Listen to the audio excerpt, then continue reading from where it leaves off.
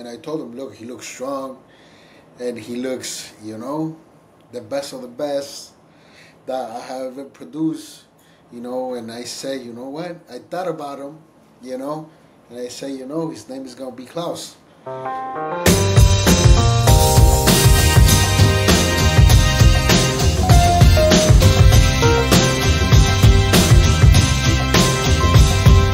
Hello and welcome back to another episode of the Gecko Cove Connection. My name is Bobby, and today I am honored by having Mauricio from Gecko Monsters on the podcast. Welcome, yes, Mauricio. Thank you, brother. Really appreciate it. Really happy to be here. Thank you for having me with you today. Yeah. No, dude, I looked at a bunch of your geckos, and right now I'm on a 6-stripe kind of run. I'm really looking at specific 6 stripes. Yes. And you've got one hell of a collection. You've got some with super thick stripes on the back and some of the laterals. And you had one baby, which we'll get into a little bit later on, that looks a lot like one of my geckos that I love, Deegs. And so you're producing some absolute fire. And just wanted to chat geckos with you, so I appreciate you making 100%. Time. Like I said, thank you for having me here, and it's good always to talk about geckos. Yeah. So let's kind of dive in. Let's go through sort of your history of how you got into this hobby. How long have you been working with, let's say, geckos specifically? I've been working with geckos. Oh, sorry. No, don't worry. I've been working with geckos around 8 years now. Yeah. I believe around 8 to 9, not awesome. To lie to you. Because I started with the leaf tails. Oh, nice. I was into the Rhodoplatus fantasticus, all of those. Then, how I really got into gargoyles, it was because I saw a reptile show around here, and I always follow David from Tiki Geckos. Yep. And I decided to stop by. And I remember at that show I got my first gargoyle gecko. And I'm the type of person that like the crazy, the exotic. So I like the finer things in life. Yes. Learning little by little. And I saw Deadpool. Mm-hmm. And I said, I need one of those. Yep. So yeah, I got he's bright. Yeah, he's insane. I got one of those. I kept talking to David. He guided me, what to do, kind of how to keep going with it. So later on, I got another female. So that's how I started with those two. Awesome. So I grew them up, and while I was growing them up, I started buying different stuff. Yep, that's how it happens. Yeah, you can't just, did you just intend to buy one or two and then it just kind of escalated from there? Or did you kind of know going in you were going to get addicted since you've already been in the reptile hobby? No, I started talking to, like I said, talking to David. He was explaining me the different morphs, blotches versus stripes, 6 stripes, the different things. And I said, I got this red, but I want a 6 stripe. Right. So then I bought them both. So I ended up with a group of 3, which was a male and 2 females. Oh, lucky you. Yep. Yeah, he kind of helped me out, It's not, he knows what he's doing. I was lucky. He helped me out to pick kind of the best ones that I was able to afford at that time. Because that's another thing. This hobby is great, but if you want to go really into the deep, you gotta spend some money. Absolutely. So that's how. Do you mind if I ask what was deep back then? So 8 years ago, I wasn't in the hobby back then, right? Yes. And so, Deadpool babies now. I mean, I was just looking at his website. If you're looking at a Deadpool baby just straight off his website, not calling him up and asking for the special one in the back room, you're looking at least $3,000, right? Yes. So for a Deadpool baby 8 years ago, asking for your first 6 stripe, do you mind if I say ballpark it for us? Give us an idea. Or was it $3,000 back then? No, it wasn't as much. No, it was way less. I believe I paid. Remember, top of my head, from $8 to $1,500. Oh, I would have loved those prices. Oh, me too. Enough of the things that we have nowadays. Yeah. But unfortunately, a lot of people start breeding, different new things, and prices just shoot up, and different morphs, different things. We have a lot of great people like you, different guys breeding Well, already. thank you. So yeah, things change. Yeah, I mean the market, it's up, it's down, it's all over. Everybody's kind of upset that the market's down from a few years ago. But a lot of people call this a correction because these are expensive animals, and like you said, if you want to play with the big dogs, you better have some cash on hand, or you play it slow.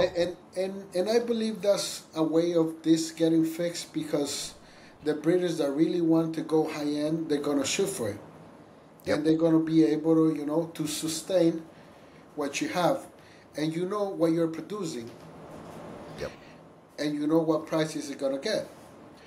There's a lot of people that is giving super low ball prices that are killing us all. Yeah. But we know what we're producing. What is coming from. We can give a really big detail about what anybody's buying.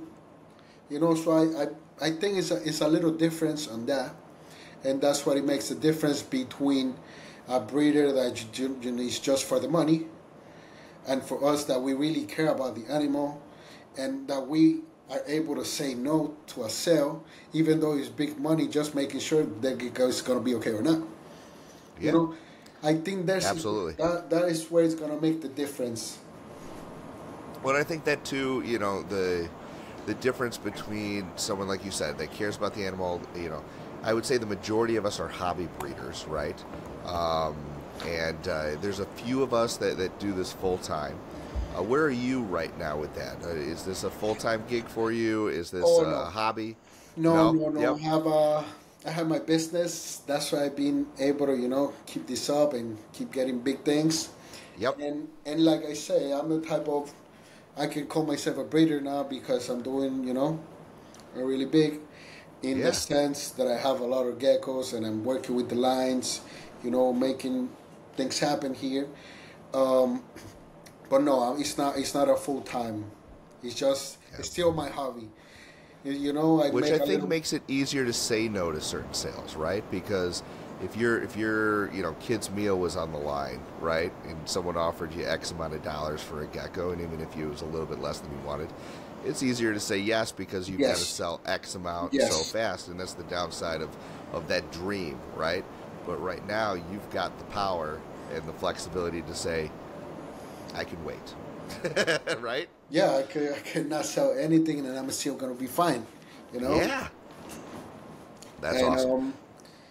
Yeah, like you said, that's going to make the difference, But like I said, like a breeder like me, like you, it's still the standards and know what we have. So I believe that's what it makes the line between everything, Absolutely.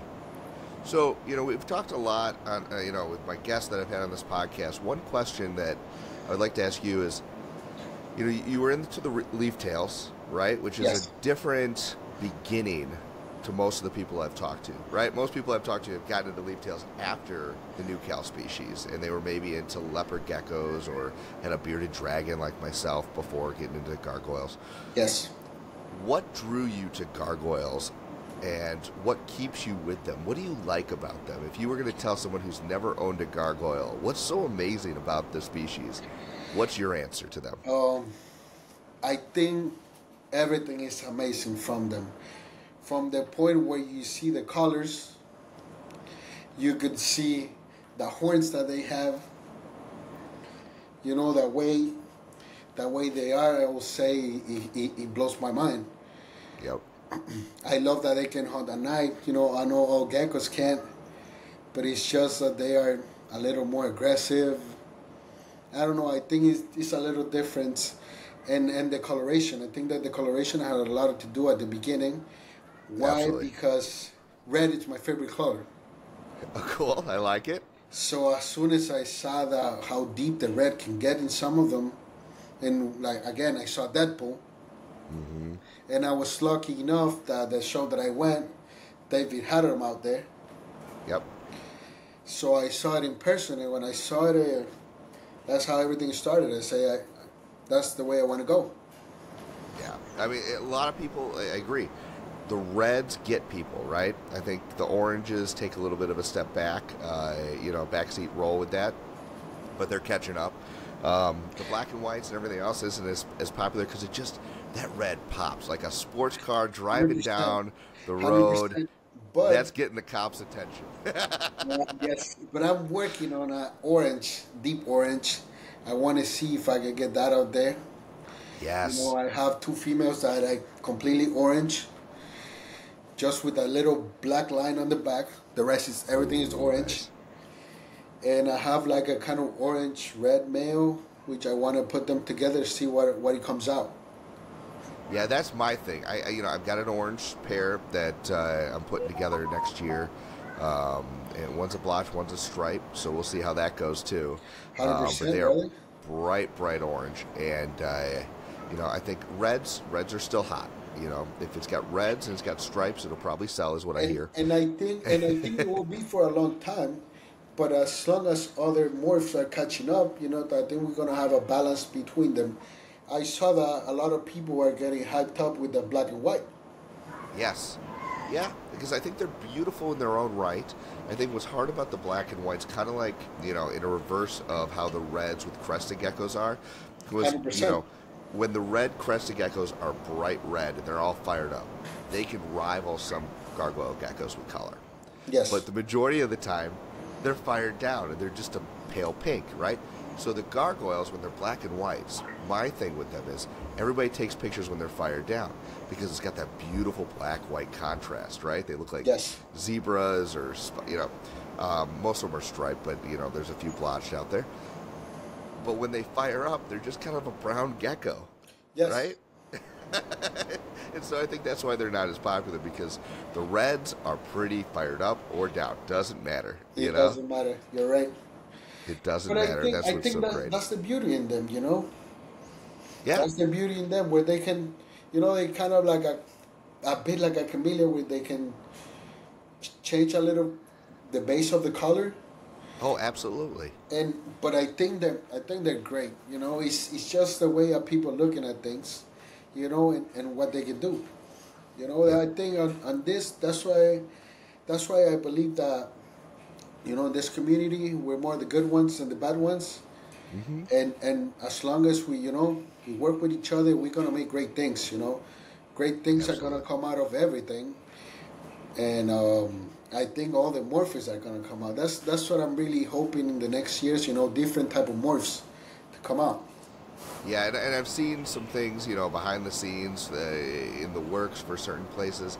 Even there was a European breeder who's pretty open about it, where, he had a yellow, basically patternless gecko, right? And I'm like, that is so cool. I don't know if there's a genetic component to it or not, but, I can't wait to find out, right? Yep.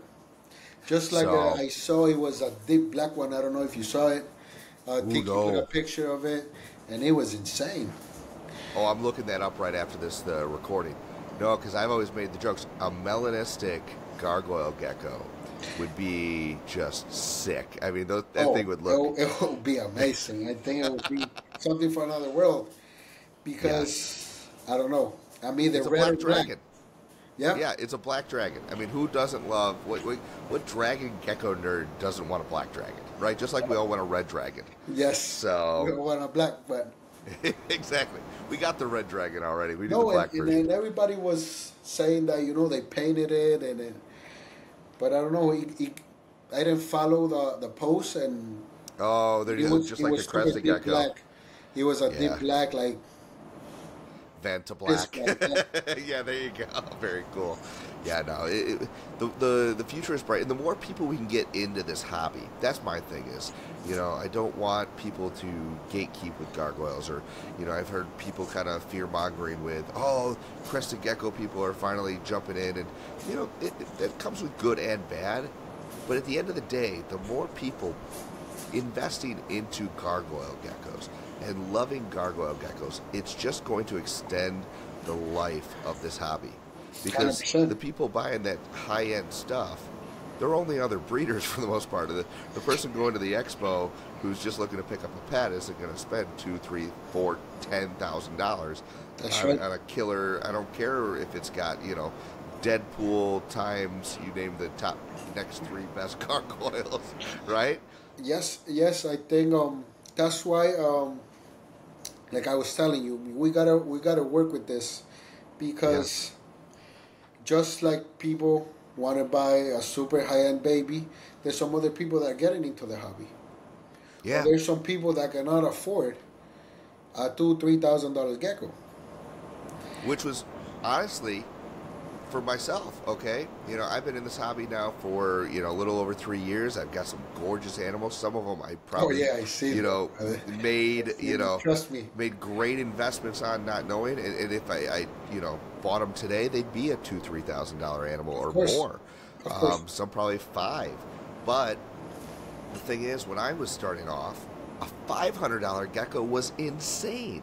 I was like, you can't pick anything up for $300, you know? And I just was super, super picky and frugal, and it worked out for me. But, you know, if someone's just looking at getting 1, 2, maybe 3, you know, pets, you know, there's nothing wrong. There's some amazing stuff out with, especially with the lower prices right now. There are some steals, absolute steals, bro. 100%. So, I believe even we breeders, we take advantage of those steals. oh, absolutely. Sometimes, you know, you see something that you know, with experience, you kind of see the colors of the baby, and then you say, wow, that one is going to be a bomb. Let me grab it. I just did it from, I believe it was JR Reptiles. Yes, I was just talking to him about this, actually. He put a female, and you know, I'm a lack of females. So I saw it, and it was like, they were going, I believe it was 120, 130. Yeah. And I immediately saw it, and I was like, well, that's the one. So I believe I shot like 200 right away. Yeah. Because there's some, look. You know the potential. Yes, I believe, and I also believe in the genes. You guys are working with amazing geckos. So even though that the gecko doesn't look as amazing as you want them to look, he has the blood. Yep. So down the line, you're going to end up with a bomb gecko that you're going to be like, wow, you know, I produced this. So, okay, and that's the age-old kind of debate, right? And I think most people would agree with you that if you know that the parents come from good, solid lineage, right? And not just the parents, but the grandparents, the great-grandparents. And some of that time, sometimes it's really hard to get that information out of people, 100%, right? Yes. Everybody preaches they love lineage until you ask them for the grandparents. And then they're like, I don't know who the grandparents are. It's like, well, okay. You know? I believe that keeping lineage, just like you say, is something important, because that's what it leads, you know, to a lot of different things, you know? Even keeping your line, even if you want to make a line, you know, you got to know where everything starts from. Exactly. And then you have a follow-up. Something that I was talking from people from Spain, because I speak Spanish.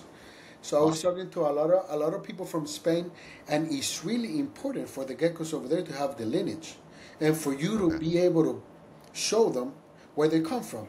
Otherwise, for them, has no value. Even though if I tell them, no, look, I have this Ferrari.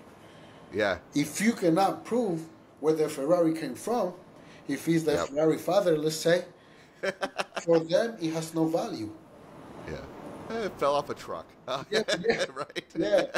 And I found out really, really, really crazy, because just like you said, we have some breeders here that you ask them, oh, who are the great parents? And they don't know. No. And I'll be honest, I'm not a stickler for that. You know, I think that it's a good thing to have. You know, I think it's reassuring, especially if you're taking a gamble on a baby.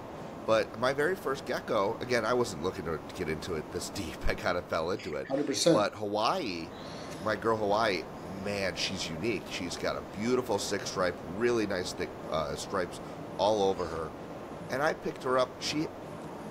the guy who sold her to me, right, Dan at Birds and Beasts Pet Shop, I've asked him, and he doesn't remember, who sold him, the gecko, so he could sell it in his store. So it's a non-lineage gecko. And she produces amazing babies for me, and she's going to produce even better now that I've got her in with a male that's got full, thick laterals. Praline is just, a way better match. That we were talking about. Over there in Spain and Europe, they really care about the lines. Here, we just care about the gecko. That's why I was so shocked when they started asking me. Good thing that since I started, I only had dead put blood, so I know where they're coming from. Sure. But most of the babies that I have, like I said, I don't know who the grandparents are. Sure. And I believe they're amazing geckos.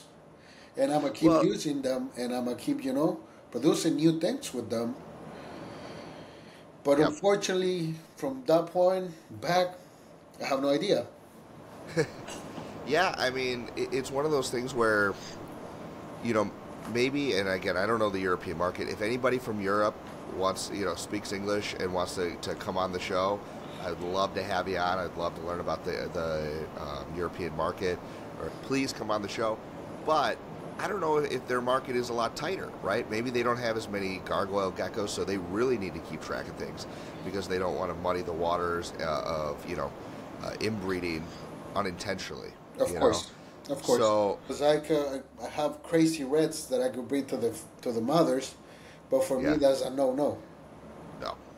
I'd rather wait, which just like I've been doing, and get other females, and then I start doing a different thing because for me the most important thing, like I said, I don't do this as a living. So for me, my geckos to be good is the most important thing.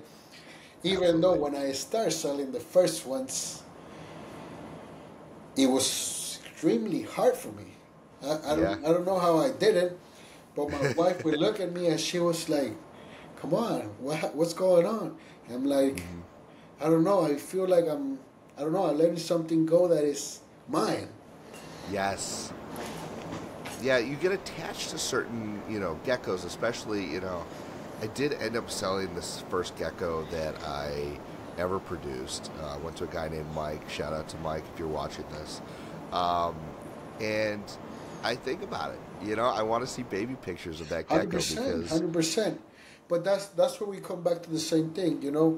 It's good to sell your stuff to people that they're gonna take care of it.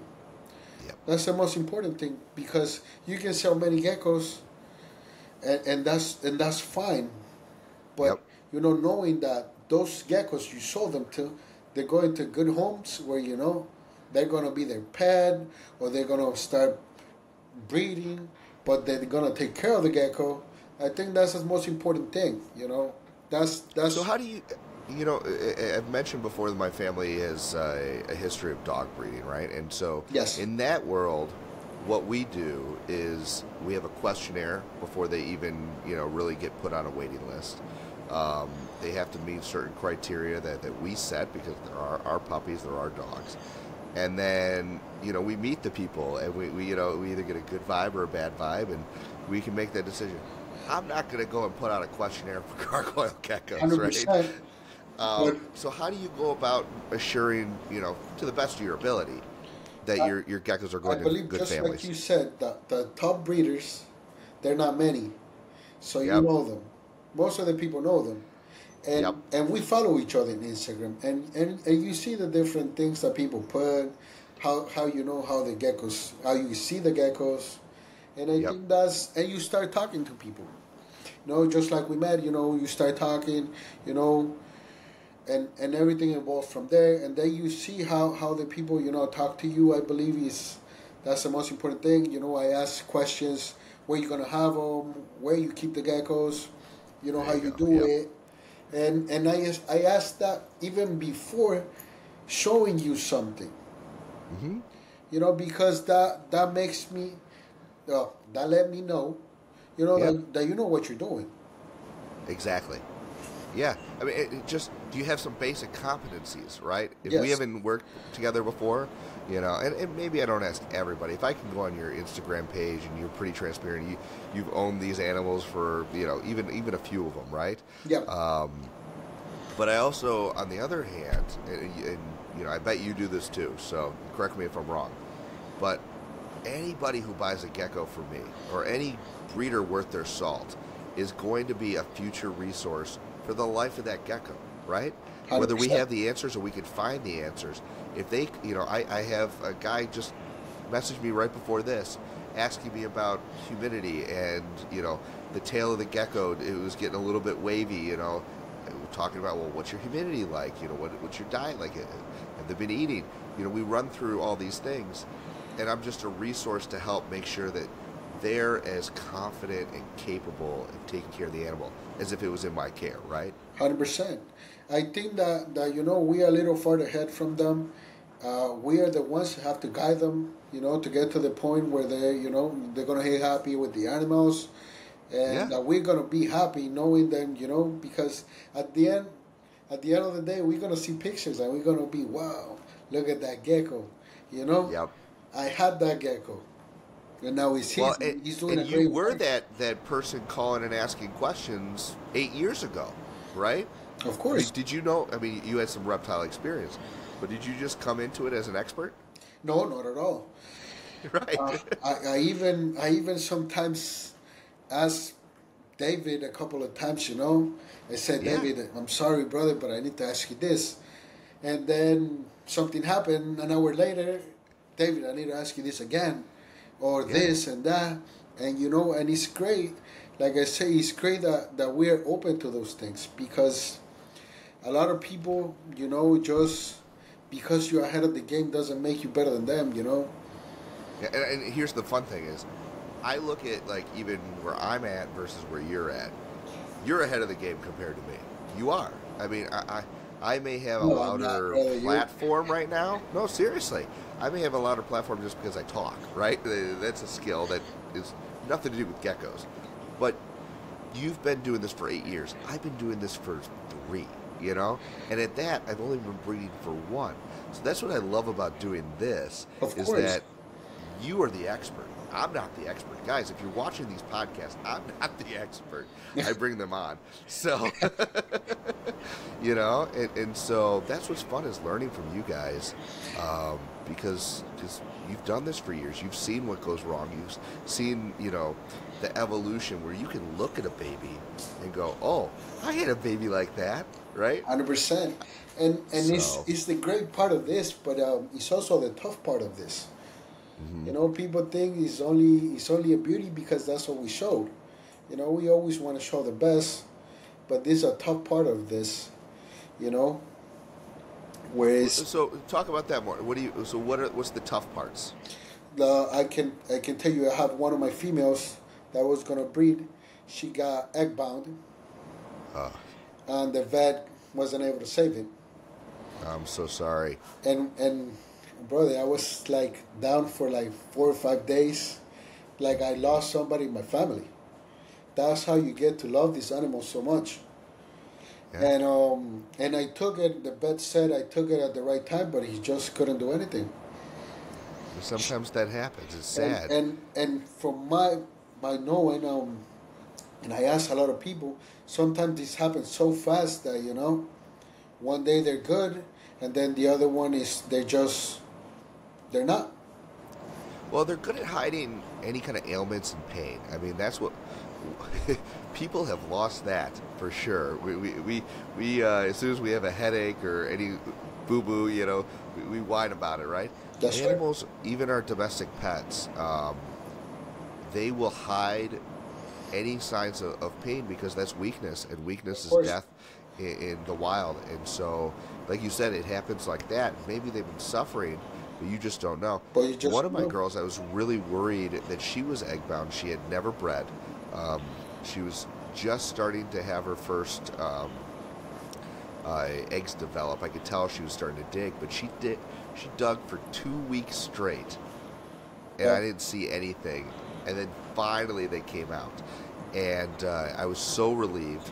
But I've never had a gecko egg-bound.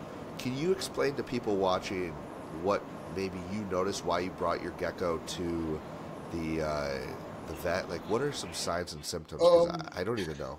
You know, the gecko's first thing that David taught me is that, you know, when a gecko is strong, is the grip. When you grab a gecko, he's going to grip you. Yeah. If he's strong, that means he's healthy. Okay. The other sign that I saw on mine, you know, it can be different for anybody, that she started going always to the bottom. Instead of, you know, hiding on the top, she started going on the bottom, and she was hitting on the bottom. So as soon as I noticed that the first day, you know, I grabbed her, she was okay, the grip was fine, so I put her at the top. Next day, I find it in the same place in the bottom. Okay. So that's when I said, you know, there's something wrong here. And it was an animal that I spent some money on it. So, you know, I said, you know, I'm going to take him to the vet.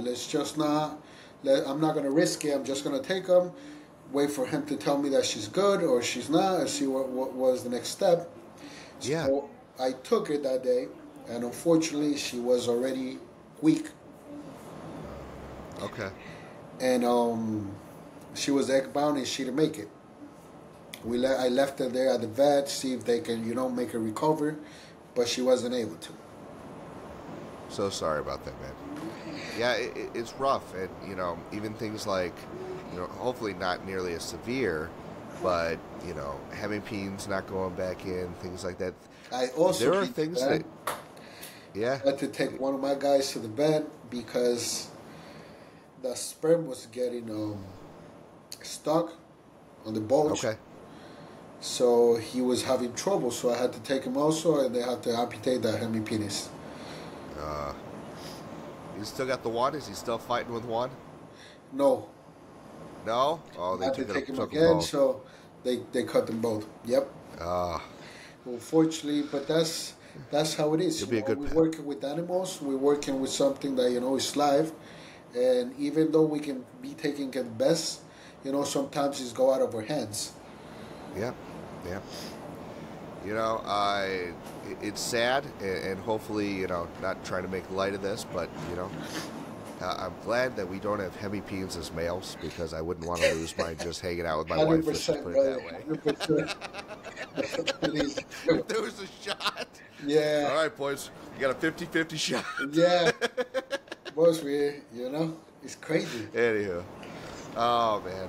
But, yeah, I mean, I had a baby my very first year, just come out, looked healthy, was fine, and unfortunately just never was strong. And you didn't make it past the first day. Yeah, it happens. It was really sad. It was almost a stillborn. It happens. That's why I tell you that's the good part and the bad part. But, you know, if you really want to do this, you got to be open that things like this are going to happen. Like I had babies that came out with the stomach was open. Yeah. And, you know, they don't make it past half of the day. You know, there's nothing we can do about it. Especially when you're breeding quality aside, quantity, you know, it's a numbers game. You know, you're going to get, everybody wants their geckos to have a mutation, right? Everybody wants a morph, you know, and we're cool with those mutations. What we're not necessarily cool with are all the other mutations that affect them physically. And that's the game we're playing. We're playing roulette with genetics, and hopefully we win. But every 100%. So often we get hurt. 100%. You know, like I said, you know, the quality of the animals is something important, but, you know, doing the right thing is even more.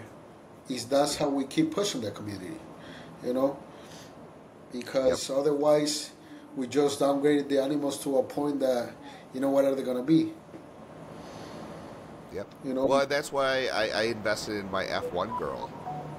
Just this past Tinley, I think that having wild, you know, genetics where they are a little bit bigger, they're a little bit stronger. This girl is a tank, you know, and seeing her siblings, they're all pretty big. Her brother, her full brother that I saw at Tinley, like, man, that is a beast of a gecko. Like, because he could rival some, like, you know, juvenile lychees.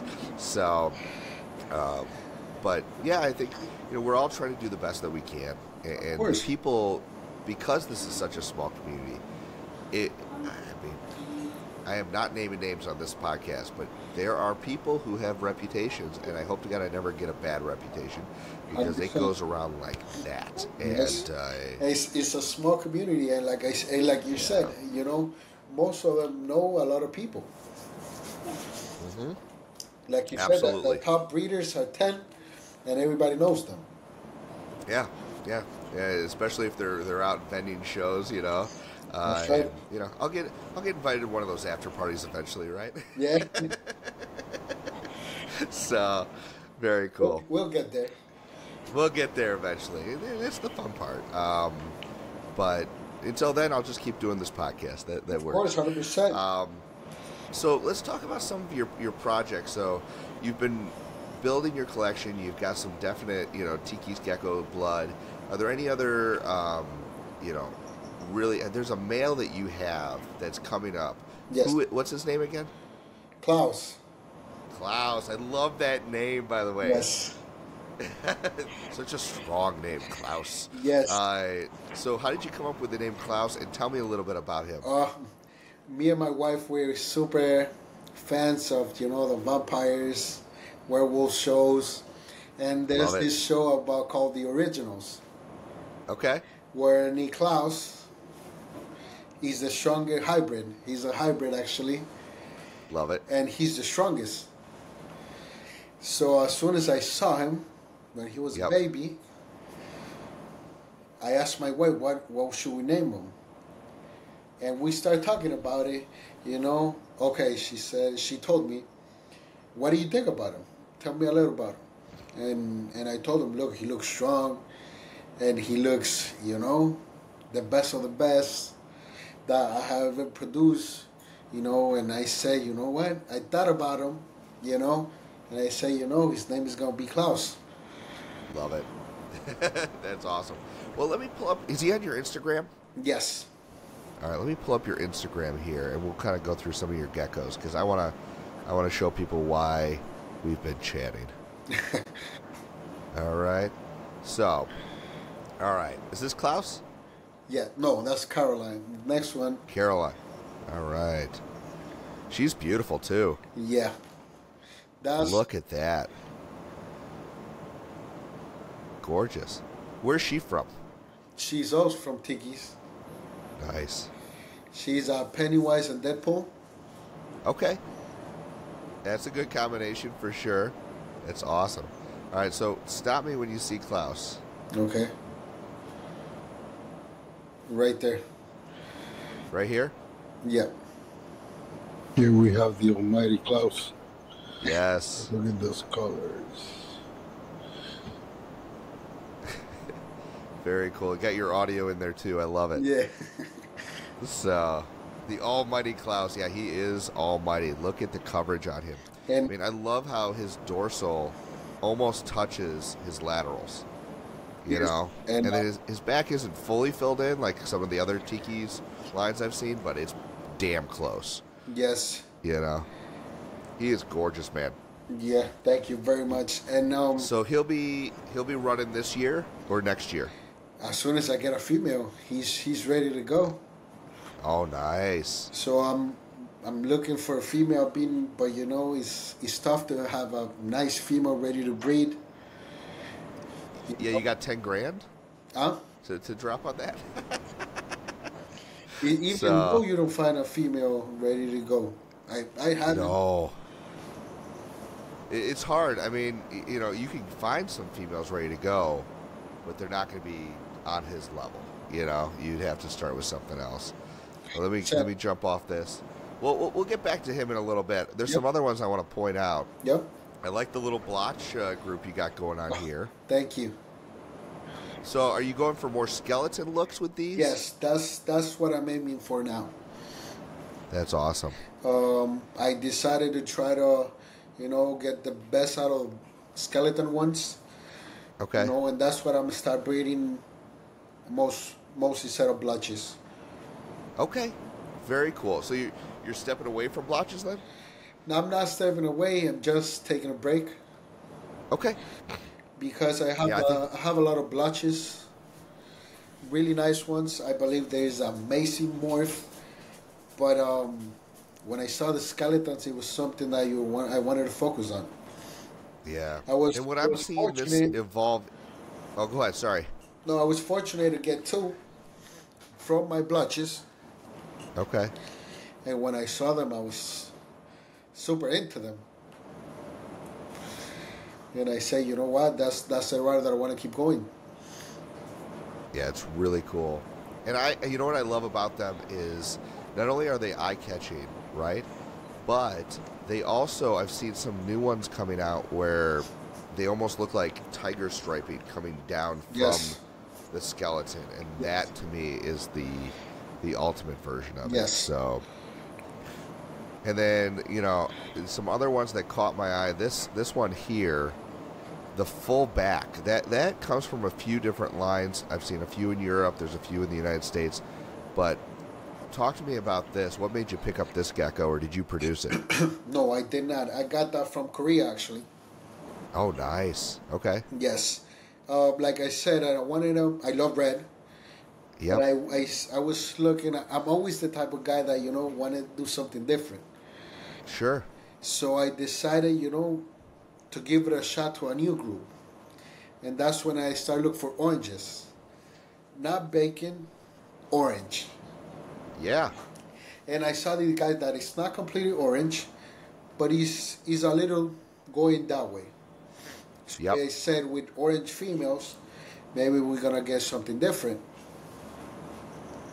Yeah, I think it's going to be interesting. I mean, I want to see, and we can come back, and have this conversation again. Let me get off this for a second.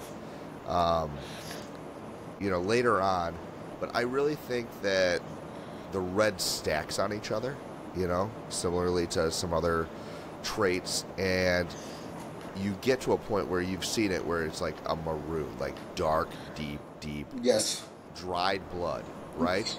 And people don't love that, I've noticed. Some people do, but the majority of people want the red that's on the back of your chair, right? They want that bright Yes. pop of red.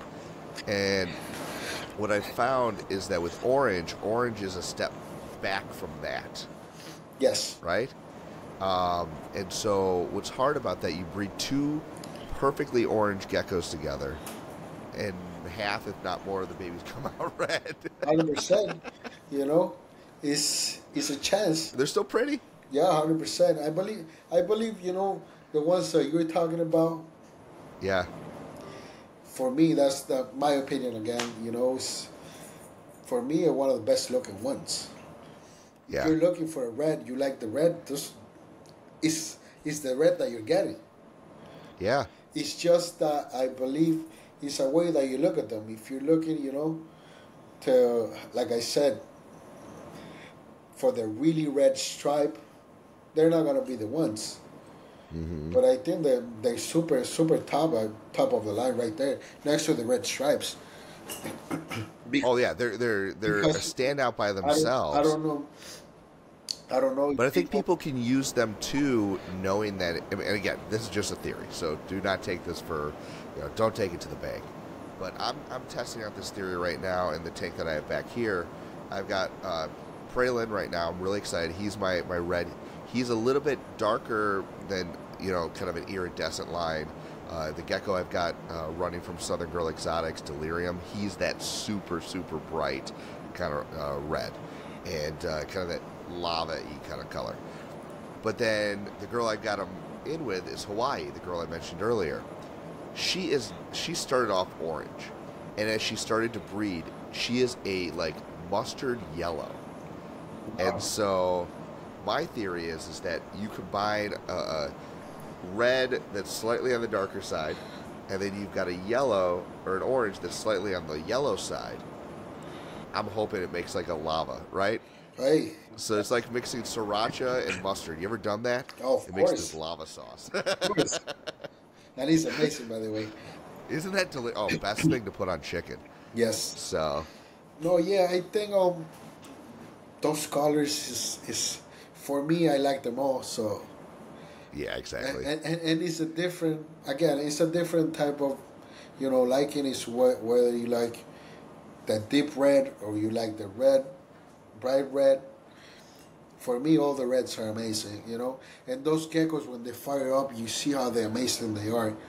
And they different. They're not just the red stripe that you're looking for. When they fire it up, the whole body becomes red, not just the stripe. Love it. Yeah, and even the bases too now, which is something I think is completely separate than the pattern color. Obviously, I love red bases. I cannot wait for my pairing between Eve, my red striped female, and Mahe. Sorry, not Deegs. Mahe, my red blotch. He's a super blotch. When he's fired down, he's purple. Both of those two. And then when they're fired up, you can't even see where any of their markings are. They're just solid red animals. 100%. So I'm going to pair both of them up next year to see what they can produce. Oh, let me know what they mix and produce. Blotch and stripe. Yeah. So I'm excited for that one. But some people don't like the red bases. I'll talk to people and they're like, not their jam. They want the contrast. That thing, I believe, that is all about market. What is the market looking for? Right. They're looking for the. Well, my thing is, honestly, that's where I just want it all. I'll have a little bit of everything, and yes. If the market likes this, I'll have it, and if the market likes that, hopefully I'll have it. Look, I'm the same way. Yeah. But I'm also the things that I like. Yes, exactly. You're the one who's got to feed them. If no one likes it and I like it, I'm gonna keep it. That's the way I am. Because that's how passionate I'm about it. We're going to have a little bit of everything, but I focus the main thing on what I like. Yes. Or what I want to, keep going forward with it. Yeah. No, I'm right there with you. The other thing, too, kind of going on that line is a lot of people don't talk about gecko personality, right? Yes. We treat these animals, and I do this too. We talk about them as if they're widgets, right? Yes. Like they're things you plug in, you plug out. You use them as a painting, yes. Pattern to make the next gecko. And you know what? There are some geckos that, personality-wise, even if they're gorgeous, I'm like, you suck. I hate handling you, right? And then I've got other geckos who they are such sweethearts, and they are so they're like the perfect pet, and even if I didn't want to use them in a breeding project, it would be hard for me to let them go. Of course, I have that special connection. Bro, I don't know, but for me, they become my buddies. Yeah. Even though when my wife came inside the room one day and she was like, "Who are you talking to?" And I was talking to the geckos. Nice. Yeah. and it's something crazy, but it's just, just the way that, you find out, just like we're talking about, his personality. I keep them. Sometimes I clean the geckos, and I got one that is always chilling right there with me. Yeah. The other one I have to chase. The other one that try to bite me every time I try to grab them. Yep. Yeah, it's crazy. I mean, I remember listening to AJ on the Gecko Pod, right? And every time that guy brought up, he hasn't done it recently, but every time in the beginning he brought up gargoyle geckos, they just pissed and crapped all over me. It's like they instantly do that. Yes. And I didn't have that experience with any of mine, but I got this new male, right, from Ariel at Aerotonics, and I'm not saying that has anything to do with his genetics, but it does that to me every single time. I just took pictures, and it just instantly unloads on me. Brother, and it's crazy, and it happens. Look, I had a red shirt today. Yeah. I took out a gecko who jumped on me, and they were all in the shirt, so I had to go change it. Yep. Down, buddy. Down. It happens. Yeah, they're your kids. I mean, trust me. I've got two little ones. They make messes on me in all different creative ways. Yes. and it's insane. And even though they say leeches are the crazy ones, but I don't know. Yeah. I was cleaning my gargoyles today, and as soon as I was done, I opened the thing again, and it was a mess. Oh, no. Yes. So, how do you keep most of yours? I see the baby rack behind you. Yes. I keep the babies on the rack, big ones in bigger tanks. Do you use exoterras or do you use PVC? I have a little bit of both. Okay. Yeah. A lot of you know, how I've started. I picked up stuff here and there. I did kind of sell off stuff to kind of consolidate, but I think it really depends on where you live in. Where are you at right now? I'm what in state? Florida. Awesome. So humidity's high. Yes. Fair enough. So you wouldn't have to battle it as bad as I do. Yes, but even though it gets a little, you know, we always inside with the AC, so, you know. Dries things out inside, right? Yes. You know. So yeah, the air blowing dries everything faster. You don't want to, you know, waste money, throw your AC on, and then just open a window. I'm here. I made my little gecko room a garage. Oh, so, cool. So at the beginning it was super hot, so I had to put AC on it. Yeah. Because because unlike a lot of other species, they can't take that heat. Yep. Here in Florida, it gets crazy. So I put on the AC and everything now is great. That's awesome. Man. What I noticed is everything dried faster because of the AC, but I just spray again and it's been working out for me. What do you use for substrate? Most of them I use paper towels. Awesome. Yeah, it's just easier. Yes, it's easier. I have I believe it's 4 tanks that are biotic with the juveniles that I have. Okay. Just to, you know, give them something different. Yeah. And then do you have anybody on substrate? No.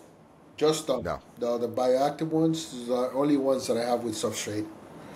That makes sense. And then with lay boxes, what do you use for medium there? I used to use the ones that you go buy the food, the white ones. Yeah, the old food container. That's what I tried. Then I have to say that Goliath Reptiles has he's got awesome ones. Brother, they're insane. It's a game changer because even though at the bottom you can see the eggs, and I start using those now. Yeah. Now, guys, and I'm going to pitch it right here. This is not sponsored, okay? He's a buddy of mine. At least I believe he's a buddy of mine. Hopefully he likes me enough for me to say that. But, yeah, he's a really cool guy. Goliath reptiles, or is it Goliath reptiles and insects, or because he does the beetles too? Yes. But anyway, I'll link them down in the description. Go check out his breeder boxes. They are not going to break the bank. They are quality. They are fantastic. Yeah, go check it out. He's got some really innovative stuff that he's selling. Great. Do you use his feeders? Yes. Or the feeding ledges? Yes. I start using them also because, you know, the way that he doesn't let the cup fall out of the ledge is amazing. I believe because it was always a mess. You has to clean up after that, you know. And it was a lot of work for me because, you know, I do something aside, so when I had to come down and I see all this mess, I was like, damn. Now, just clean it out, take it out, clean it, put it back in. Yep. And I compare stuff to little kids because that's what I have right now. But it's like those plates that have the suction cups on the bottom, right? Where you can suction that to your table, and you know, it doesn't matter how much they pull. Yes. Even sometimes how much I pull, I'm like, darn it, this would be like popcorn. Pop, everything goes up off the plate. So because even the magnet, I had magnets before. Yeah. You know, I don't know if the geckos start jumping on it, but then you see it like slide. Yes, they do. And these ones are just super, super good. And he's got high quality stuff. And for the PVC ones that I have, I just use duct tape, and it's the same thing. You know, super strong and doesn't do anything. That's awesome, man. Yeah, no. Can't go wrong. Definitely, guys, go check that out if you're looking for some breeder boxes. I would say that they're really useful, and it gives a little great look to your tank. Yes, because they're stylish. For me, you know, I like to have my things nice, and I have that food thingy, food pump. Yeah, right. And it was like, and you don't like seeing the Betty Crocker logo on top of your boxes. And even though when you try to come out, you know, it breaks. So it was. This one is just in and out, and since it's like a little box, it keeps the substrate, you know, with good humidity inside. So they're pretty good. That's awesome, man. Yeah, eventually I'm toying with it. You know, I've talked to him about ordering some more and you know, doing that. My thing is that I mount all this coconut substrate to one corner and so I only have to dig in one corner. And that's the cool thing. It works for me because my humidity, I need substrate. Of course. I can't. I've tried paper towels in the adult enclosures, and I just they could dry out way too quick. I'd be spraying all the time. I'm the type of person that whatever it works, that's the way you go. You know. Exactly. It doesn't matter if it's this, that, and if it works and it's doing great for you, keep doing it. You know, because there's not a point for changing it if it's working. Right. As long as we're not hurting the animals and we're working within ethical parameters. 100%. I think most people I've met totally agree with us. Yeah, 100%. You know, it's matter that whatever works. You know. Yeah. All right. Let's do something fun. So, what's something that you got advice, and maybe it's not bad advice, but it didn't work for you, so you switched it up? What's something you did when you first started where you're like, you know what, I had to do this the other way? Whatever things comes to my head is the bioactive tanks. The bioactive, yeah, right, because a lot of people think that's the Cadillac. Reading, not knowing too much about, you know, it's not about not knowing. I knew, you know, I was going to have to dig, you know, they were going to dig. Sure. But then what I didn't realize, it was that you got isopods, you got a bunch of stuff in there, and as soon as the eggs were laid, those guys don't play. Mm-hmm. They go right into it. So I started having a problem with the eggs, where, you know, they were eating the eggs. Oh, no. So I said, you know what? I'm changing all of them. Because right. all of those eggs are worth more than the isopods. Yes. All of my tanks were bioactive. Yeah. I spent so much money into it. You know, I used to buy from all the stuff from BioDude. Yep. Where it got the shots, the substrates, leaves, everything. I had everything in them, like plants. But then it wasn't working for me. Yep. Just like we talk about. And if something's not working, so I look for the fix. I got my late box. Never had a problem again. Yeah. It's one of those things where, you know, I did bioactive in the very beginning, and it was fine while they were growing out. That's like right. You said, right? It's amazing when they're growing out, you know? Oh, fantastic. If you're going to have just a display animal, totally the way to go. I never picked up a single poop. Yes. Okay? 100%. 100%. So, it was great. But as soon as we're in a breeding situation, doesn't mean we're lowering the standard of care. We just need a different room, right? Yes. You know? And my wife went to the hospital to have a baby. She didn't just do it willy-nilly anywhere. And sometimes, you know, lives happen. We have to go out. Maybe you have to travel. You're coming down. You're coming back next day. You know, the leg box is going to keep the egg nice, you know, till you pick it up. Dude, they always lay when I'm gone on vacation. If I'm gone for 3 days, I come back to eggs. I'll sit here for 3 weeks beforehand going, all right, it's time. It's time. Come on, you're digging. I can tell. Hey, and then they're like, nope, we're going to wait. Yes. Just till you're gone. Yes. That's the way it is, you know. That's the way it is. But that's a good thing about the Murphy's Law. That, you know, they keep it good till you come back. Exactly. No, it's a nice little saver. Yeah. Well, that's what half of them are. It's just little lunch boxes, right? Keep it nice and fresh. You already know. No, that's great. Oh, man. So, all right. So we're excited about your new male. You're looking for some females. Yes. Now, one thing we had talked about before we started recording this was the reason you're looking for some females is because your boy has thrown how many boys? So, I believe like 50. Yeah, I mean, so I don't know if you ever saw the episode where David from Tiki's interviewed Rack House, right? Yes. In Eclipse Exotics. Yes. And their theory was that there's male makers. Yes. And non-male makers. Yes. So, and you are proving out that there are such things as male makers. Yes, I can tell you 100%. Without a doubt. You know, and I have like 15 babies behind me, and I can guarantee that they're going to be male. That's insane. And so, do you...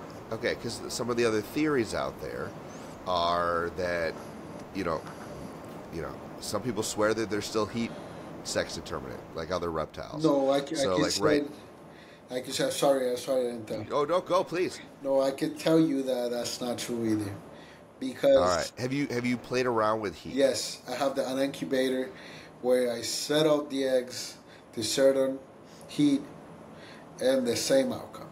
They were all males. Yeah. So yeah, I think it's interesting because I'll talk to certain breeders and they'll be like, oh, I just need females, and I got other breeders that are like, They if I need could just male. get a male, it'd be Yeah. great, you know. It's And that's crazy. why we sell to each other, so that keeps things going, Yes. which is nice. Yes. But yeah, I made a video about it earlier, but I have an incubator this year where last year I didn't. So last year I just let them sit out. Usually it's around 75, 76 in my room. Sometimes dips down to 72 at night. But this year I've got them cooking at 78, 79 degrees, right? Yes. And they're coming out about a month earlier, which is fantastic. Yes. But I'm talking to some people who are like, give me the data on the sex of all the babies because they want to still try to prove that out. Yes. I'll give them the data. But I I'm believe, really like believing said, it is male makers. that was the same reason I tried that, the theory where the heat has something to do with the outcome. Yeah. That's why I bought the incubator, because they said, would it be that room temperature is not doing its thing? So I'm going to try to, play with it, see if something different comes out, but it didn't. All of the babies keep it male. Too many boys. Too many. So, Too many. fair enough. And it's crazy. It's crazy. It is. Because you have amazing males, but I don't have females. Yeah. Which is, and I don't know which way I'd rather have it, where you just produce nothing but females and just buy one or two nice males, or, have so many males, because people are always looking for males. Yes. So maybe it's easier for you to sell, especially if you got those nice ones. Yes.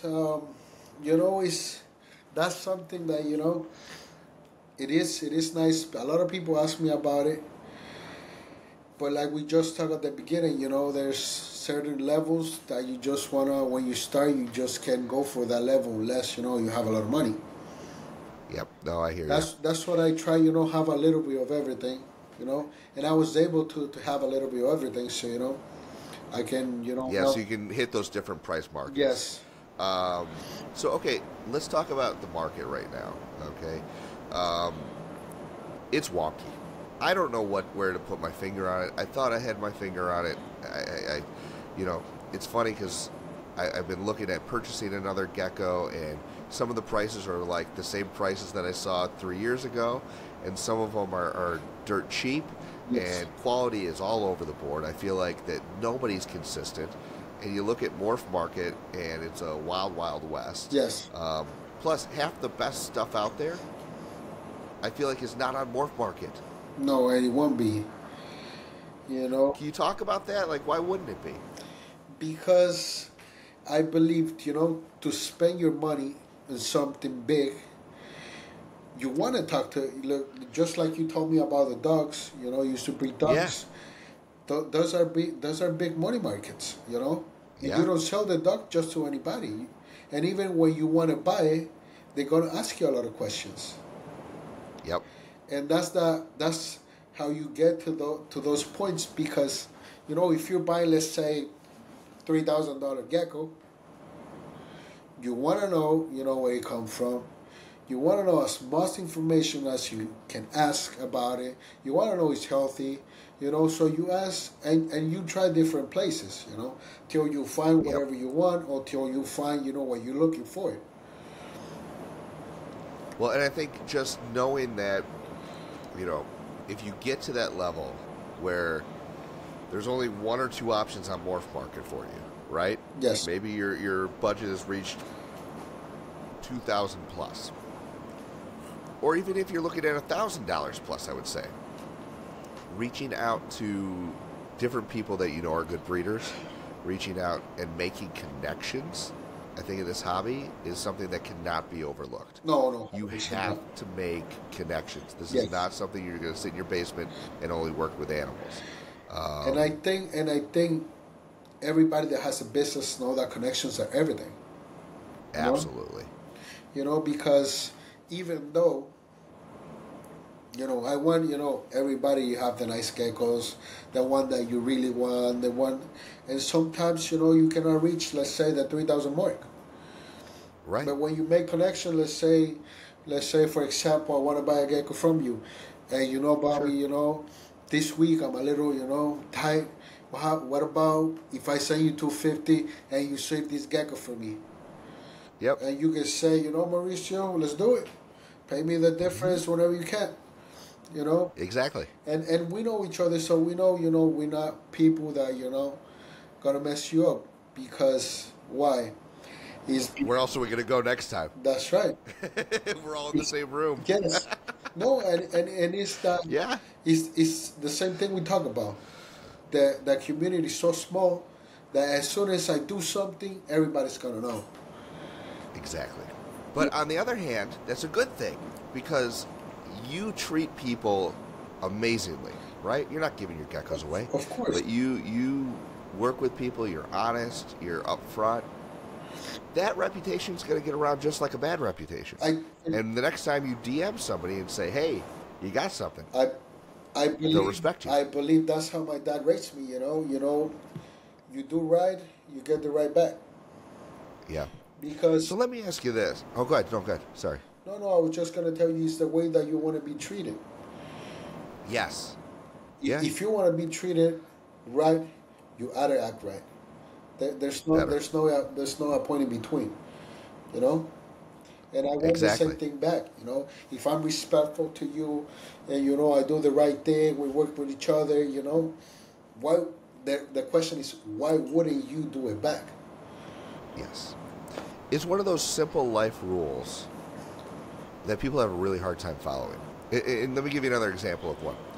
Do your homework, and you will get better grades in school.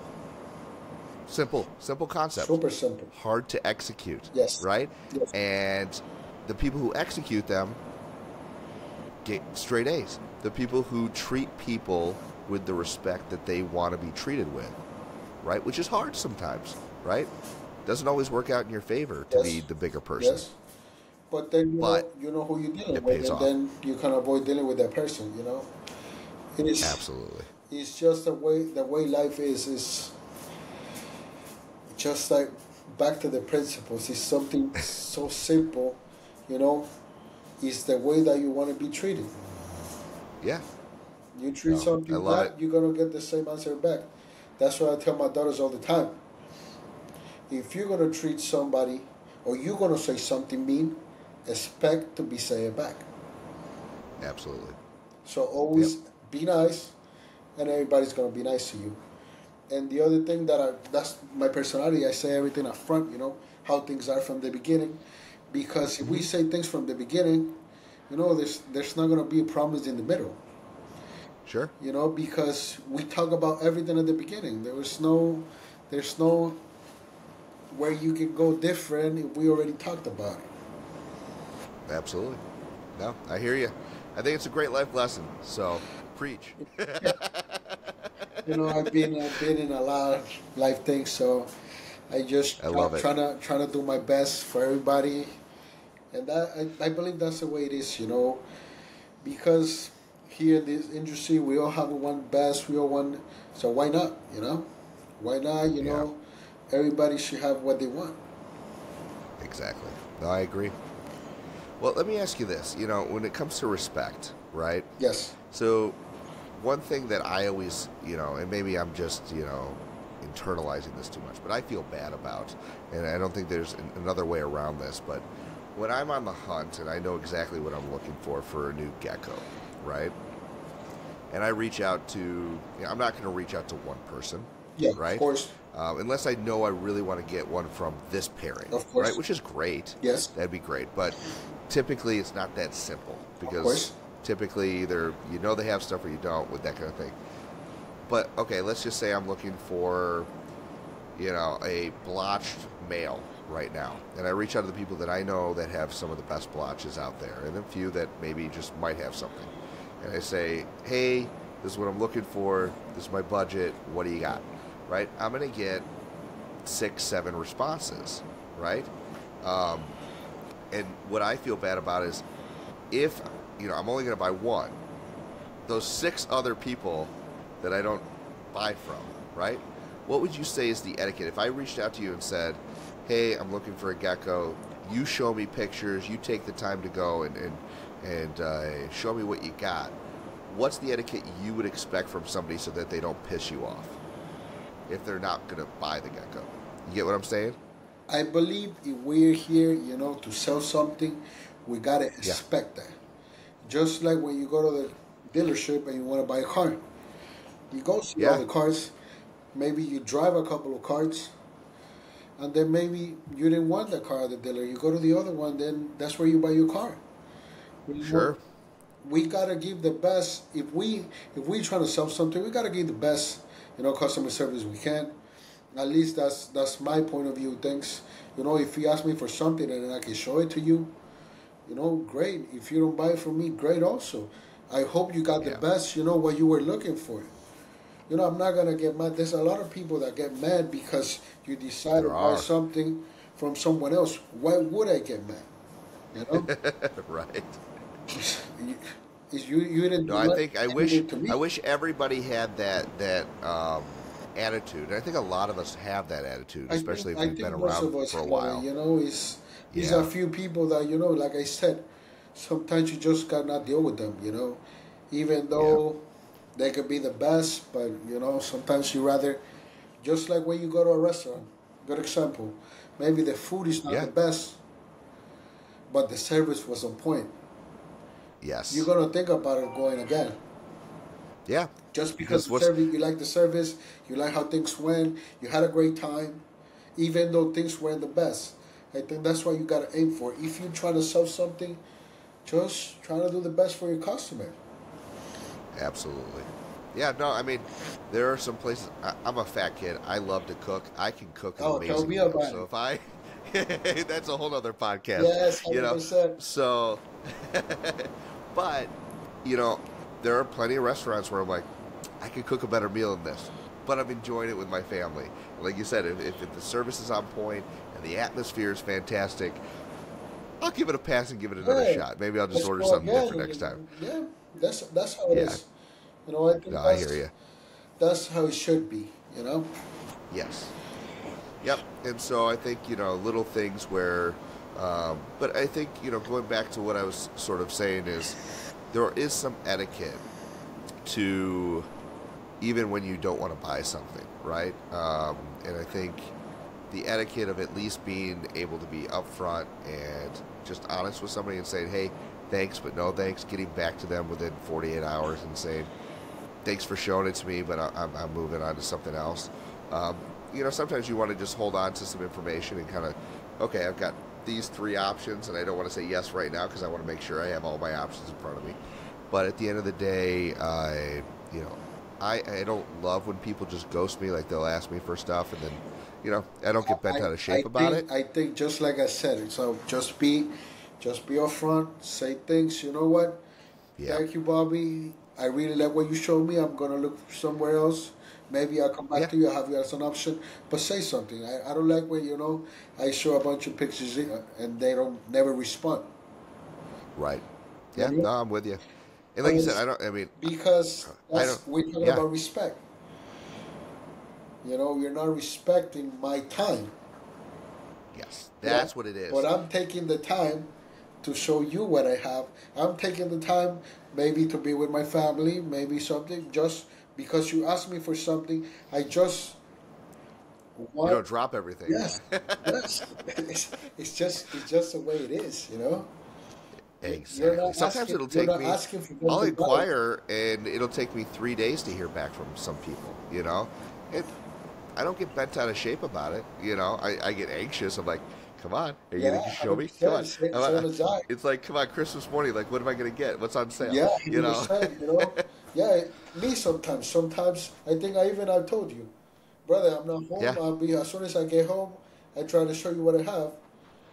Because, we have real lives, We have work, we have different things to do, maybe school, or maybe you just want to go to the gym, and it takes a little time.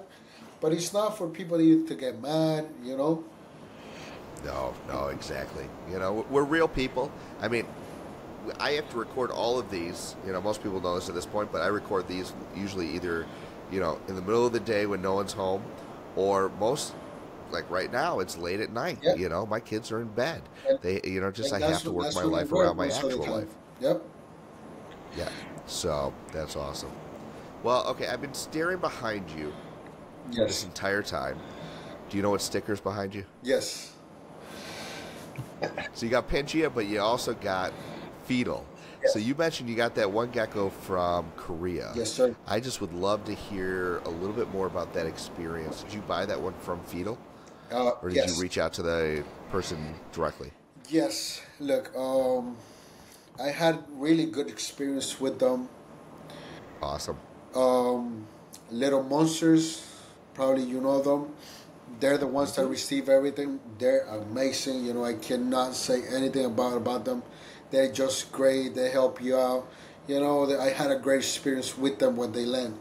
You know, and Awesome. it's tough because when they land, they coming from a big flight. You know, and hadn't any problems. Even when fetal response is what you said. You know, he takes a while, but he always responds. You know, he's always helpful. He makes sure, you know, geckos are okay and they're what you're looking for. It wasn't a bad experience, but I was trying to buy you know, those really dark charcoals. Yes. I was trying For to crested geckos, right? yeah, crescent gecko, yes. Yeah, I was trying to buy one of those, and it was supposed to be the deal was to get the male and two females. Okay. And then when he was talking to get them, then he saw that he wasn't what they offered us. Oh. And he was the one who told me, you know, this is not what we asked for. So Yeah. it's up to you. You're the decision maker, but this is not what they told us. So Frustrating, but at least he went and did that for you. That's no, awesome. I think he's a great guy. You know, just like Yeah. Raytown City over there in Korea with the cappuccinos. Don is a great guy. You know, it's Yeah. super good to deal with him. I had a good experience with him. That's awesome. Yeah, I've looked. I don't see many gargoyles. I mean, it's a lot of crested geckos, which No, is there's awesome. not many. That's a whole other. There's not many. Not many? No. Interesting. I thought they shipped in like, I mean, it was mostly cappuccinos, but I heard, I think on the Gecko Pod just this week, they were saying like a few thousand, like, you know, geckos came from Korea this year. Yeah, probably. Yeah. Yeah. So, but yeah, I mean, there's not many gargoyles at all. No, and there's I think a few that's people. interesting. There is a few people that have really nice ones, Yep. but a lot of them, you know, it's hard to get them to sell. You know, and the ones that they are, I think they have great things. You know, I Yeah. don't know if you heard from Elso. Elso has great things. I've seen some of his stuff, and yeah, And I it's definitely. crazy. Giselle also has some crazy stuff. And Yep. No. they're not that many. I believe that Those are the ones that market, I don't get upset with them. I get upset with myself because I'll see their pictures on Instagram, and I'm like, oh, I need to contact them. I need to get something from them, and then I'm like, crap, they're in Korea. yeah. But they're great people. They're great people. Oh, I bet. So I'd love to have someone from Korea on to talk about the gargoyle industry eventually over there, because again, I am completely ignorant with that. But it would be interesting to see how that stacks up compared to the crested geckos. Are they fully second fiddle? Are they, you know, an afterthought over there? I don't know. You know? It's hard because if you just like you said at the beginning, if you look at the market, it's all crested. So Yeah. it will be super interesting to know how they do it. Yeah. So, well, you know, we're just scratching the surface here, and it'll be interesting to see what they do, because, you know, we'll get into ethics in another podcast. I won't get into it right there, but, you know, it would be interesting to see the ones that ship back here, what their ethics of how they keep their animals are, compared to, you know, some that just know that the American market, if they ever got wind of how they do it, Yes. they wouldn't, you know, touch them. So I think that'll play a factor with the Crested Gecko game moving forward. But we'll see. I don't know. So I don't have my crystal ball tonight, so I really can't predict the future fully. So very cool. Yeah, I really, real quick, if it's okay with you, I want to jump back over to your Instagram page and just chat more about your actual geckos. So let me pull that up one more time. So you have some crazy babies. Like you said, you got the famous, one of these hand photos with one on every finger coming up your arm. I love that. So, I mean, just one of these would be a steal for somebody, to start off their collection. You got a whole handful. Yes. Awesome. Like I said, I don't live about this. It's something that if you work it, we can work it out. I'm not close to anything. Yeah. No, I hear you. Well, and I was just chatting with you before this about, we won't get into the details. It'll be our little secret. But this gecko here reminded me of my boy Deegs. I'll post a picture after we get off of here of my boy Deegs. Post it right here. But comparing the two, he's my favorite, six stripe that I own, and this baby is so similar. It's insane. It's like a little mini clone. So had to inquire about that one for sure. Yeah, 100%. What are your current breeders, like the parents for this one? Are they on your Instagram? I believe so. Okay. I believe that one of the females is on top. Up at the top? Yeah, keep going up. Oh, right there. Okay. Right here? No. Go a little down. Okay, sorry about that. She's pretty too, though, whatever that is. This one? No. A little down. A little bit more. That one right there next to Klaus. Next to Klaus. So this one right here, right? Yes. Awesome. Oh, yeah, she's pretty. And that's crazy. Yeah, she doesn't... I mean, she's got the blood. Where's she from? Is she Tiki's? Yes. Yeah. So she's got some good lineage there. Yes. But she does not have the six stripe, and yet she produced that. That is insane to me. I believe he's the male that ones that he's bringing in the head for the six stripes. Yeah, I don't know if you watched my episode with Goliath, but Jay was saying that, he truly believes that the males have more of an influence than the females. Yes, I did watch it, and I do believe that. I do believe that the male kicks in with a different heat, and that's when that's why they should all be $10,000, right? All males, right? You'd be sitting pretty. So okay, what male did you breed to her? Oh, I don't know if I have. I should have him in there. Maybe an older photo. Maybe. I love the Santa hat there. Way to play into that. It was for Christmas. Very cool. I love your logo too. Right Can we just? Oh, I want to stop this. It's Christmas time. So I'll go back off here, but just to show people, your logo. Did you do that? Did you have that made for you? Yeah, I had a friend of mine made it for me. Oh, that's so cool the way you did that. So, any story behind the name Gecko Monsters, or just it's a cool name just to begin with? See, that's a male. Next to this one, to the logo that you were showing, is the male. All right, wait. Say that again. Where is he? Next to the logo, you had the logo there. We were talking about the logo. Yeah. So next to the logo, right here. Yes, that's the male. Oh wow! Yeah. You see so he's got the laterals. The color is so bright. Yes. And like we were talking about, he's not as nice as other geckos, but he has the gene. But he's got the genetics. And you see, he has the lateral stripes. So he's the one that I believe is kicking in for the six stripes. Yep. Yeah, I mean, you can see he's got that potential. And the female has a really nice dorsal, so you mix the two together, and that's where you're getting that. But yeah, I can see that neon orange, reddish color in him. And did he produce Klaus as well? Yes. He is the one He looks big. Yeah, he's big. How much does he weigh? I believe he was in 60, 62. Nice. Very cool. Yes, and yeah, he has produced all my geckos. That's why they're all males. He's the male maker. Crazy. Well, it'd be interesting to see if if males from a male maker are male makers. Oh, You know that what I would be mean? interesting. Well, So, I'll be getting close to Caroline on, I believe, in August. She'll be two and 2 months. okay. So from there we're gonna see, if something happens, Yeah. the eggs are gonna be the answer to that.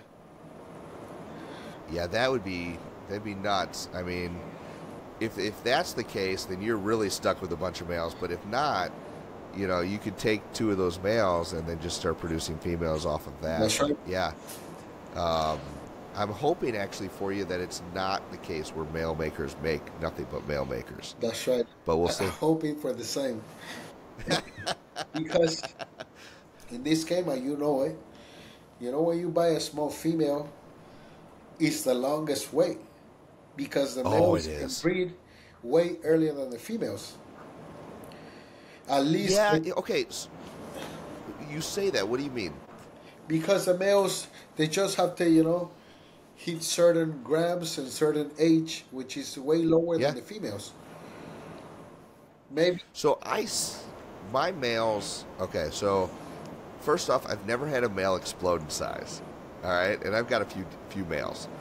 They are the slowest damn growers. And I've got some slow females, but my females actually explode in size. Maybe I'm lucky that way. yes, But what's interesting is, but you got to wait that until they either lay, and even if they lay, like I've got a girl right now who's under 2 years old. She started off at 65 grams. Okay, huge. She was 60 at a year old. She is down to 52 grams after laying her first clutch. Duds. Never seen a male. That massive of a drop scares me, yes. right? And so I'm bulking her back up. I'm probably going to wait till next season to even consider breeding her. If she maintained weight, I would have paired her Look, right away. I'm the same way. I got scared the first time this happens to me. Yeah. Because from being huge, as soon as they lay, they lose 10 grams, 12 grams. So I took it to the vet as well. Yeah. And he told me that it's a normal process. As long as you keep checking them and knowing that they're eating, they're going to be okay. Because the stress laying the eggs is super tough for them. Yep. So that's why they lose these grams. And that's why, there's certain females I've bred right at 50 grams, right? 2 years old, 50 grams. I was ready to go. It was my first season. They dropped down to 45, Luckily, they didn't drop 10. But I waited, I kind of, like, all right, I pulled the male. I probably pulled them. I got a few duds after that because they got into their first season. Maybe it was that. Maybe it was just because I pulled the male.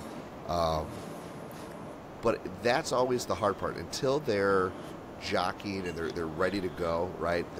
They're a seasoned breeder. Weird stuff can happen their first few years. Yes. That's why you gotta, keep an eye on them and, try to do your best as, keep an eye on their motions, keep their feedings up, Yeah. But even the males. So have you ever had a male drop weight? Yes. Like really fast? Like Yes. that's all they think about. Because worse than a 13-year-old boy, they think nothing but.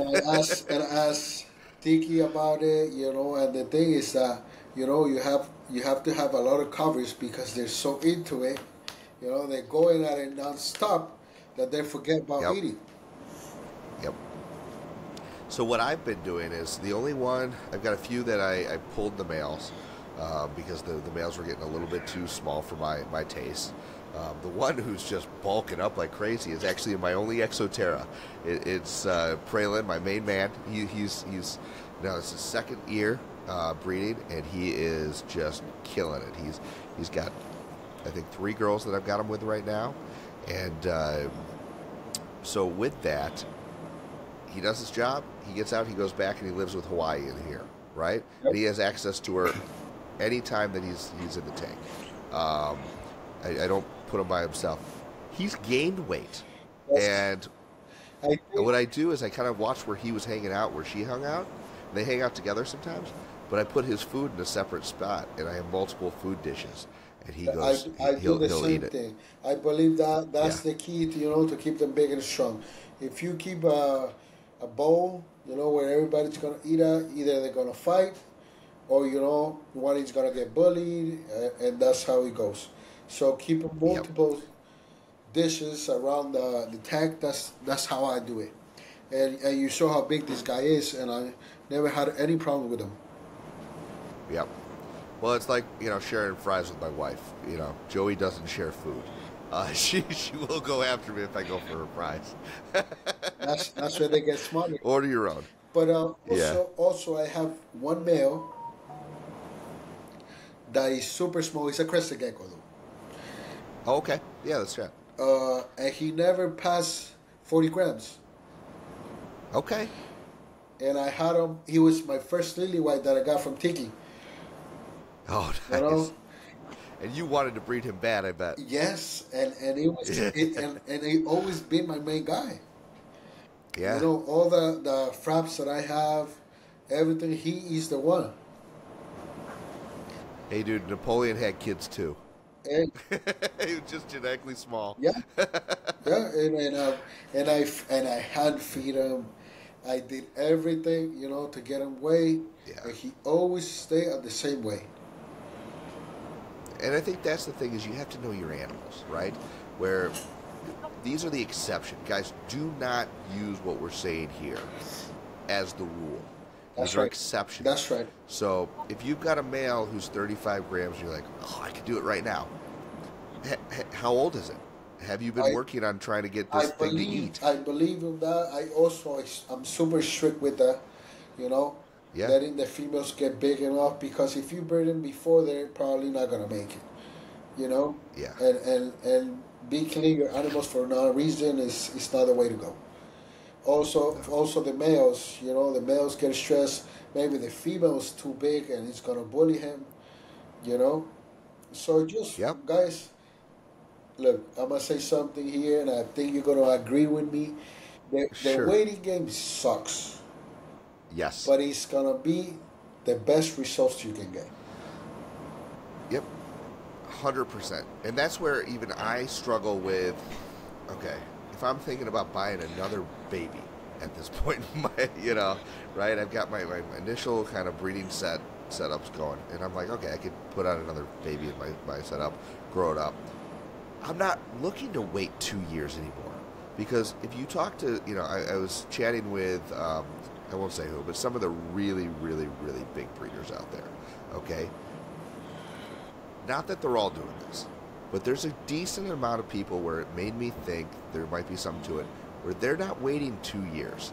They're waiting 3 years, especially for their females, before they'll even consider pairing them, right? Even if they're laying eggs for an entire year, they're waiting 3 years. I believe that is the way to go, and that's what I've been doing.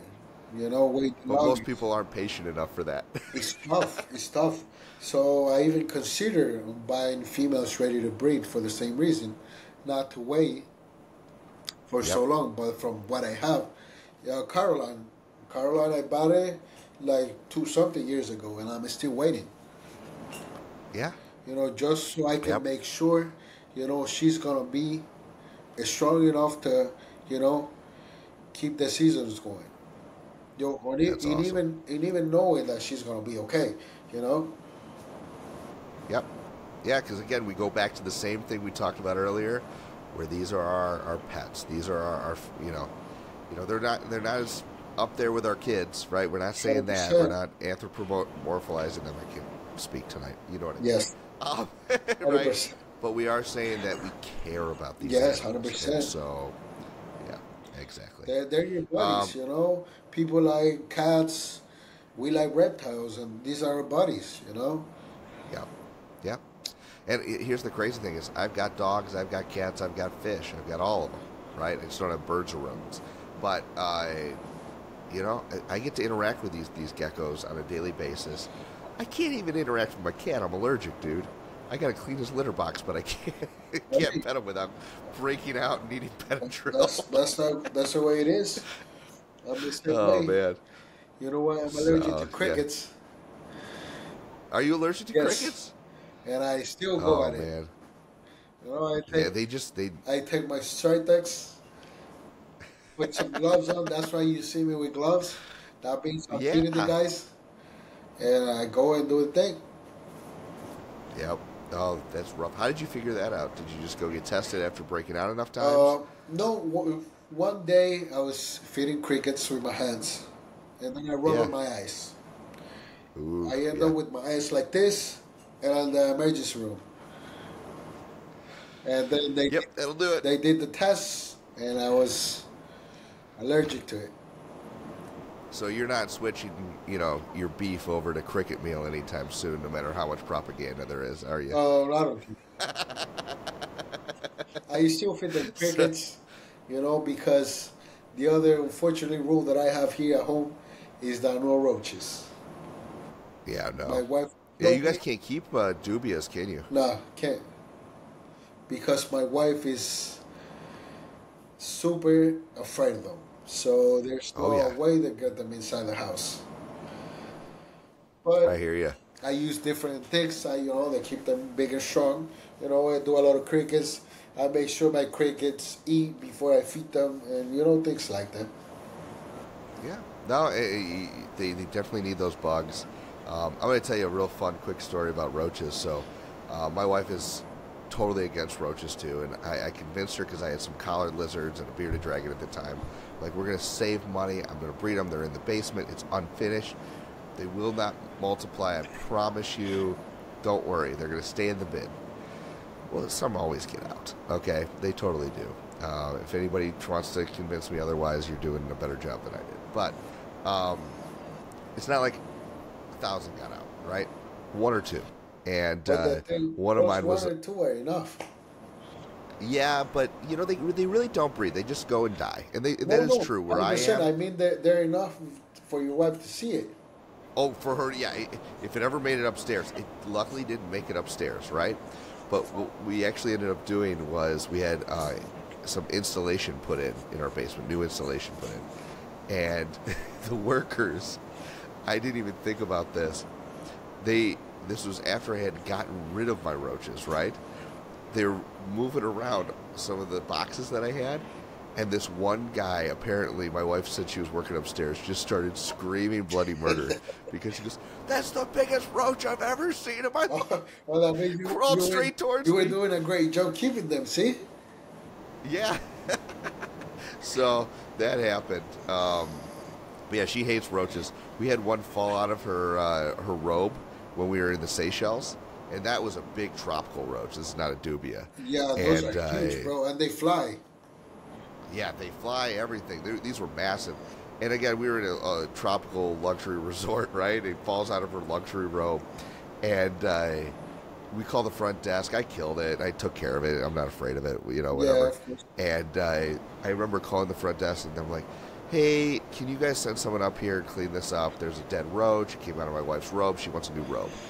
"Are you sure it's a roach?" "It's not a roach. It's got to be a gecko." I'm like, trust me, if you're asking one person to know the difference between a gecko and a roach, this is the guy. Yeah, you already know.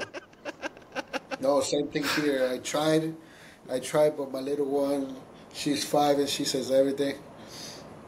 So I got snitched, and then I had to bring him out. I know. Yeah, it happens.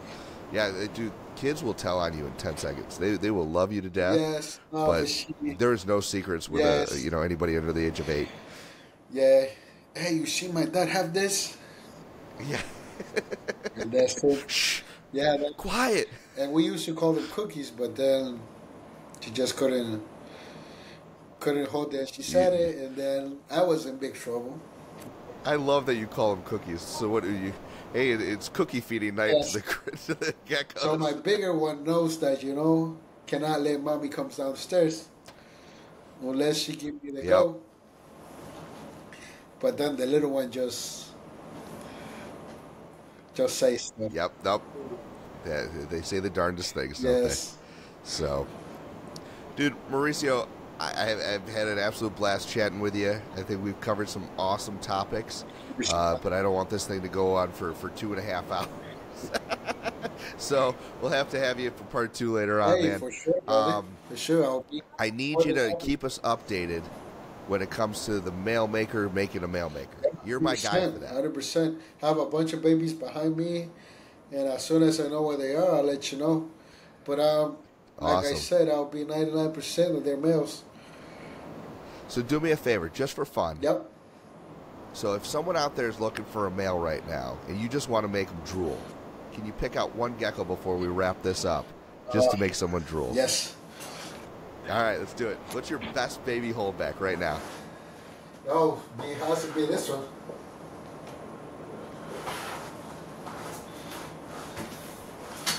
Let's see this. Oh, that is gorgeous. Look at that. Yeah, we saw this the parents we saw earlier, right? Yes. Same parents from everybody. And I believe the other one, if you have time, is this one. Yeah, that's it.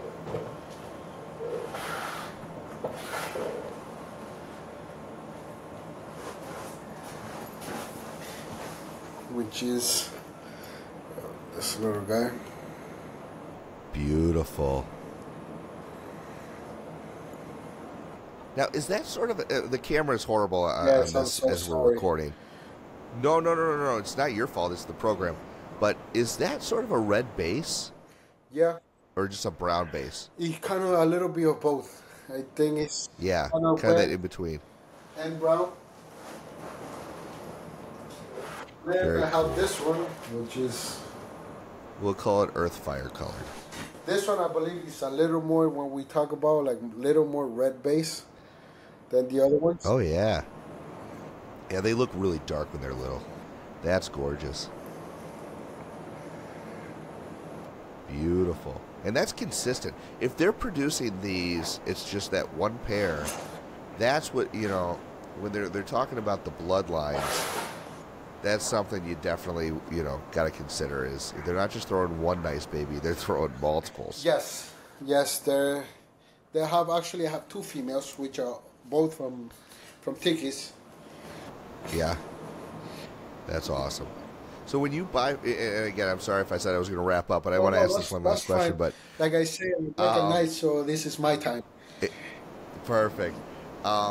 So when it comes to, you know, let's say you're buying from David, he's got the Deadpool line, yes, but he's got other groups. So do you ask him specifically, hey, you know, some people number their groups.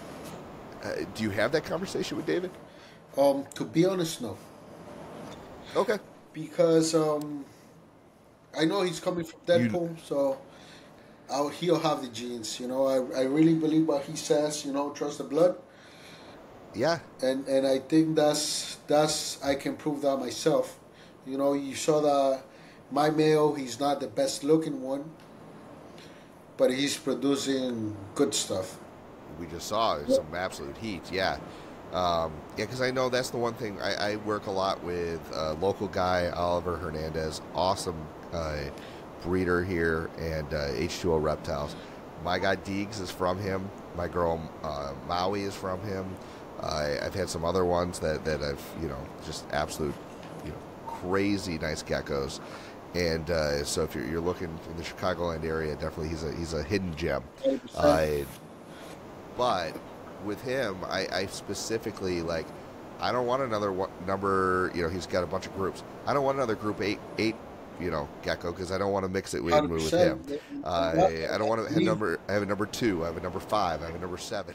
I believe, and I was able to get to that because I bought them in different times. Yeah. So it took so long for one, like I said, the females take so long for them. And he rotates his girls. Yes. And they take so long to be big, so when you buy the second one, you already know it's probably not coming from the same female. Absolutely, yeah. And I like, honestly, I think that people sleep on Deadpool Jr. I feel like half of this episode's a big advertisement for David, but it's got good stuff. Look. But have you looked at Deadpool Jr. stuff? I feel like the stuff's thicker. Oh, you got one. You cannot sleep on Deadpool Jr. Like you said, I think he's super underrated. I do too. Because he's calming down. His dad is, you know. Right. But look at this. Let me see. Jumping on you. Ooh, nice. Yeah, and that's what I'm talking about. Yeah, just the back coverage there. Yeah, and he's super, super, super deep red. That's why I really liked him when I saw him. And, oh, come on, buddy. And, see? Beautiful. Yeah, very nice. And I keep the little, look so people can really see that he came from Deadpool Jr. There you go, yep. That's awesome, man. And I'm trying to, keep the good lines, Yeah. Because that's how I started, and I'm planning to keep, some of the bloods and making now new things with what I have produced. That's great. Yeah, I mean, it speaks for itself, and so, like I said earlier, just keep us posted. Can't wait to see what else you're going to be producing. Klaus is going to be one of my favorite people to follow on Instagram. So, speaking of that, Mauricio, how can people find you if they're interested in one of your boys or they just want to follow you on social media? Where can people find you? Instagram, Gecko Monster 1121. Please, if you see me, give me a follow. DM me. I'm always, willing to help, whatever question you ask or whatever you're looking for, Or even if you want to chat for a little bit, He's easy to chat with, guys. Not on Facebook, not on TikTok, no, correct? Unfortunately not yet. It's super hard to talk for me, That's why I have a ton of stuff that nobody's seen because I'm not the person that like to post a lot, I do my thing, but I'm not good at it. I'm not. Hey, you know what? You're not good yet. All right. Let's put it that way.